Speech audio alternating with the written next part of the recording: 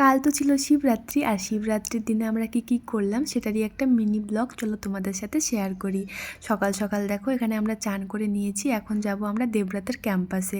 ওখানে একটা শিব মন্দির আছে ছোট, সেখানেই এখন আমরা যাচ্ছি। ওখানে ঠাকুর দর্শন করে এখন আমরা দেখো ফিরে যাচ্ছি। এখন আমাদের বাড়ির পাশে একটা ছোট্ট শিব মন্দির আছে, সেখানেও একটু দর্শন করেছিলাম। এখানে কিন্তু সবাই সকালবেলাতেই জল ঢালছিল।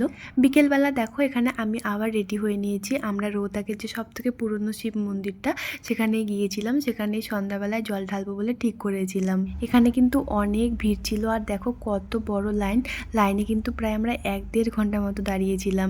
আর এখানে দেখো ওদের গ্রামের কেউ একটা এসছে, তো ওদেরকে এইভাবে ওয়েলকাম জানানো হচ্ছে। তো সেটারই একটা ছোট ক্লিপ তোমাদের দেখালাম।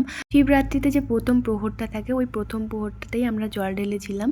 আর এখানে আশেপাশে কয়েকটা আরও ঠাকুর ছিল, সেগুলো দর্শন করে এখন আমরা বাইরে বেরিয়ে চলে এসেছি।